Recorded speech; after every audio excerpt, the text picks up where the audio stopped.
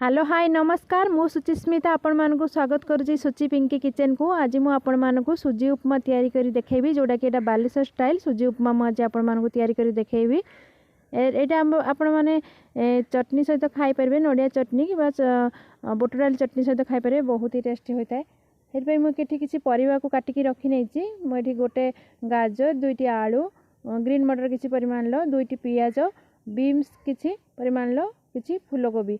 Gas on करके मुझे कड़ाई बसे नहीं, कड़ाई ताती गला मुझे ये 2 चामच रिफाइन तेल, कि गोटे चामच सोरिष, गोटे चामच जीरा आ कि बुट डाली, 2 चामच बुट डाली, कि भुसुंगा पत्र देकी भल भाव को भाजी नहीं, गोटे सुखिला लंका देकी भल भाव को भाजी नौ आ काटी रखि पियाज को मुझे या देदेवी। पियाज को भल भाव भाजी नेला काटी रखि सब परिवा को देकी भल भाव भाजी।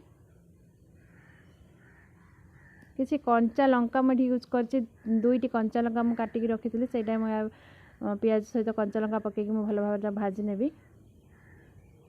बुट डाली यूज करंतु, बहुत ही टेस्टी उपमा बनइबो। ये काटी रखी सब परिवा को मु देदेवी।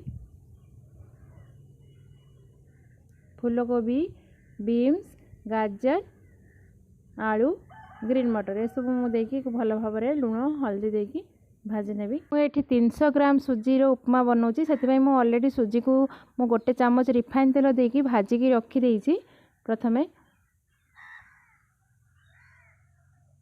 देखो परिवार में लुण हल्दी देकी भल भाव भाजी नेबी। ताको कभर करी रखी देइथिली 10 मिनट पई। मोर परिवार भल भाव भाजी हे गलानी। तापर मु किछि कटा होइतिबा टमाटो मोटे दे दिछि ता ऊपर, ताको भल भाव टिके भाजी नेबी।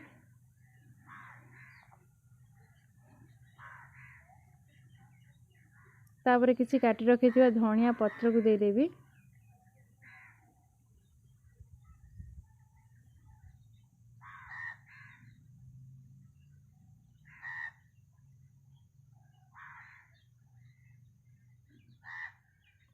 भल भाव हो गला पर मुझे मीडियम ग्लास 2 ग्लास पानी मु नहीं।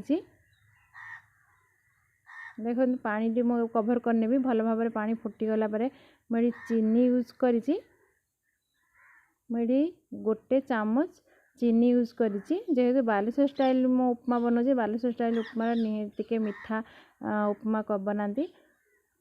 तापर मु भाजी रखी थी सुजी को देदेवी। पानी भल भाव फुटीगला भाजी रखी सुजी को देकी भल भाव मिक्स करनेबी।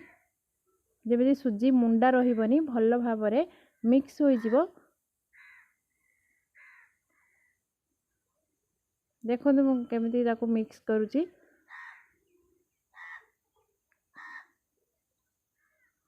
मीडियम फ्लेम रे आपण सुजी को भल भाव मिक्स करेंगे, जमीती कि सुजी मुंडा रही सबकि भल भाव मिसीज।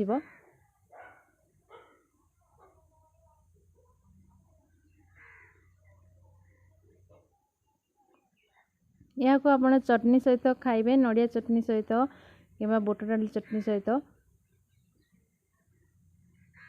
मु आगुरु नडिया चटनी रो वीडियो आपण मान सहित शेयर करिछि, निहाती देखिबे वीडियोटी। जदि आपण माने देखि नथिबे वीडियोटी निहाती देखिबे। देखो केते सुंदर भाव मोर उपमा तैयारी हो गलानी। आपण चाहिए चीनी को ये स्किप करें, जहाँ को मीठा खायापी पसंद ना से चीनी को स्किप करें।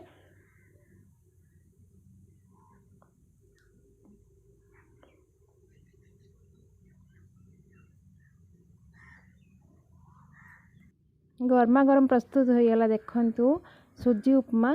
जदि आपण मानकु मो वीडियो भल लगुच निहाती मते लाइक करंतु, चैनल को सब्सक्राइब करंतु, शेयर करंतु, फ्रेंड मानक सहित शेयर करंतु निहाती। एक 5 मिनट मीडियम फ्लेम रे टिके कभर करी रखी नेबी, जदि सुजीटा टिके सिझी जीवो।